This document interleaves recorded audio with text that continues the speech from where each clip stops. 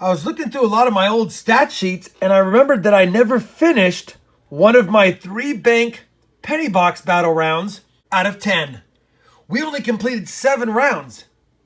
So I thought, let's pick up this series where it left off.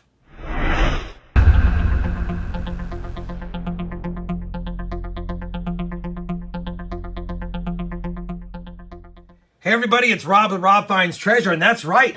We've got 3 bank boxes here, one from Chase, one from Bank of America, and one from Wells Fargo.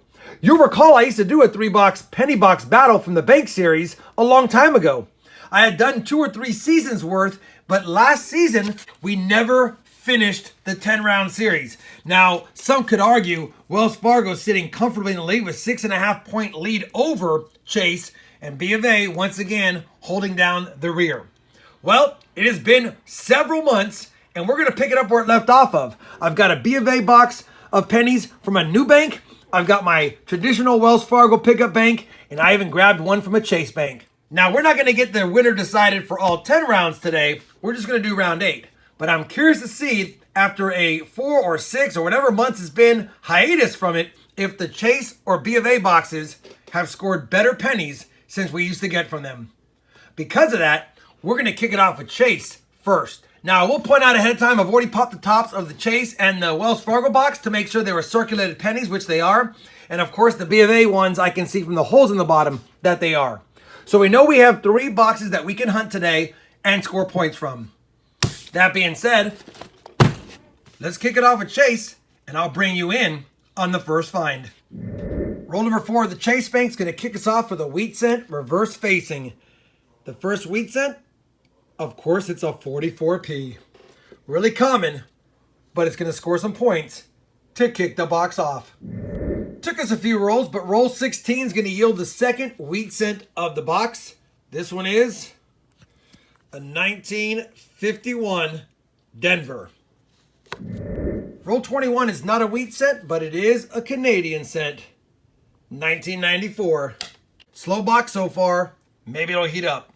Roll 25 is nothing fantastic, but it's always nice to find a 1969 Denver in this shape. And yes, I checked.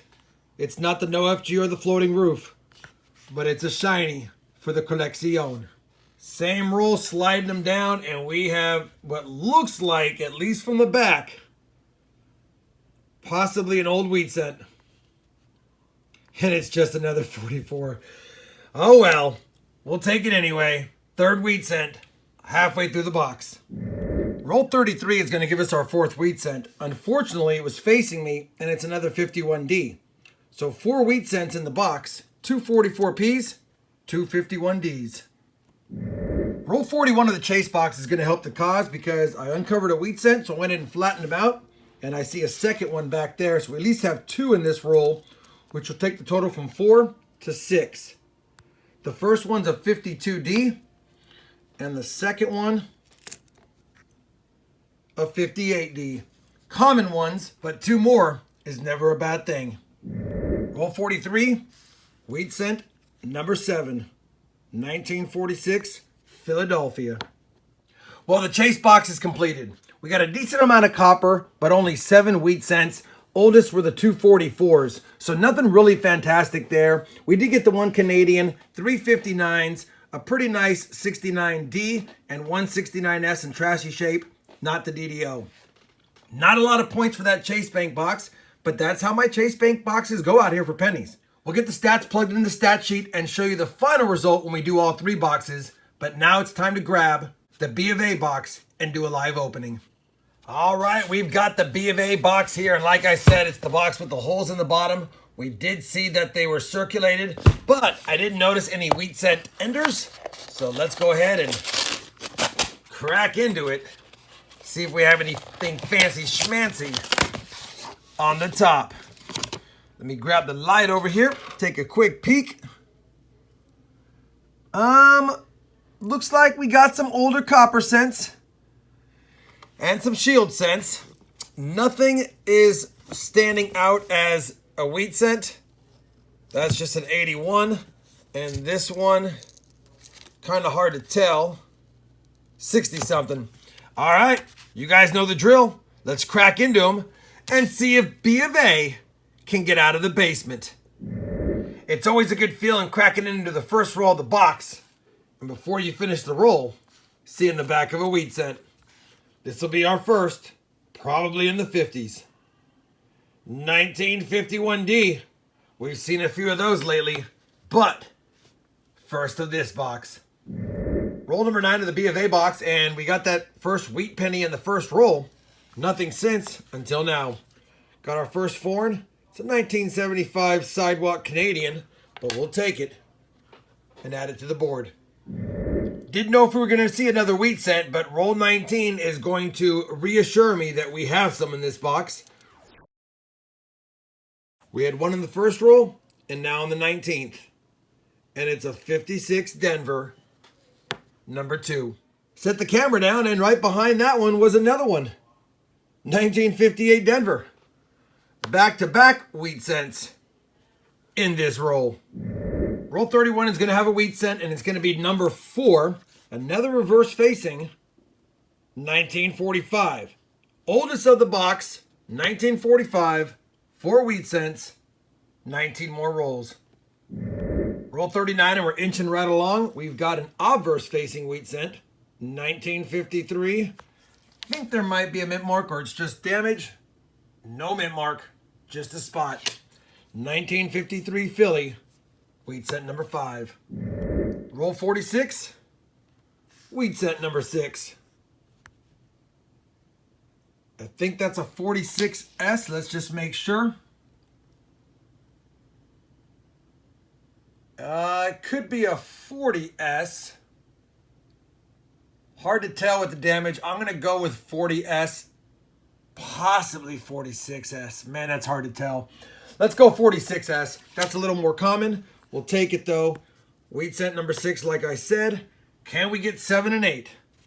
Well, B of A had their chance to make up some ground, and I don't think they did it. Only 6 wheat cents in that box, the oldest being a 1945. Also added 1 Canadian, 3 1959s, and I guess the saving grace is we got 3 nicer 60s and 70s Lincoln Memorial cents, which helps the cause, but pretty slow 2 boxes. Again, Chase and B of A seem to struggle with the pennies and the nickels in my area. Wells Fargo seems to dominate. Now that we finished the box, let's plug B of A's stats in the stat sheet, and again, I'll show the final results once we hunt the Wells Fargo box. Let me go ahead and clear out the table here, get the Wells Fargo box up, and let's see if we can have at least one epic box in this hunt. Roll 1 of the Wells Fargo box, pretty good amount of copper so far. Now, I saw it was pretty ugly, I flipped it, and I saw it's a wheat cent, but I haven't found a date or looked at a date yet. Let's see if we can get a date on this one. And we can. 1917D. Holy cow. Not a key date or a semi-key date, but a teens wheat cent with a mint mark. It is pretty toasty, as you can see, but that's going to score a lot of points already. Wheat cent number 1, roll 1, Wells Fargo. Roll 3, wheat cent number 2. It was facing me. 1952 Denver. Just grabbed roll 9 out of the box, flipped it around, and we've got a wheat cent reverse. Let's see what it is. That wheat cent ender. I think it's a 56, maybe a mint mark. Just a 56p, but wheat cent number 3. Roll 12, just flatten them out. Figured I'd go ahead and grab the Canadian that I saw by the edge.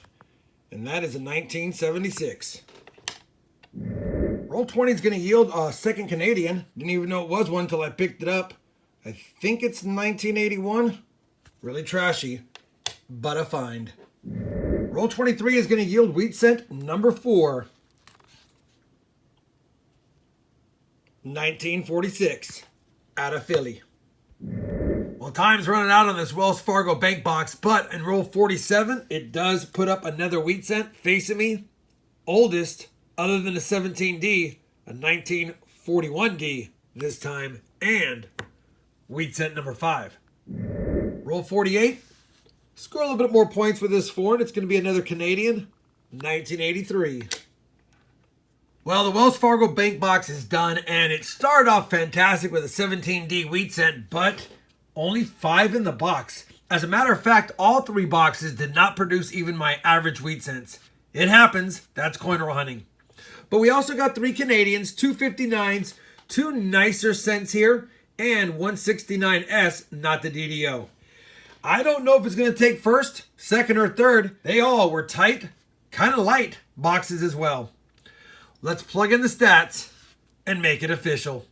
We've got the stats plugged in. Wells Fargo took it. 18.5 points. Chase Bank finished with 15 points. And B of A, 16 points. So at the end of the day, the battle of the light boxes still goes to Wells Fargo, who once again slightly increased their lead now. 6 points over Chase and 10.5 over B of A. We only have 2 boxes to go to finish this 3rd series. And unless Chase and B of A get me some hot boxes, it's pretty much Wells Fargo's for the taking. Hopefully you enjoyed this Battle of the Banks, round 8. I know there wasn't a lot of finds, but it's always a lot of fun because you never know what's inside the rolls. If you did, I'd appreciate a thumbs up. And as always, everyone, happy hunting. And thanks for watching.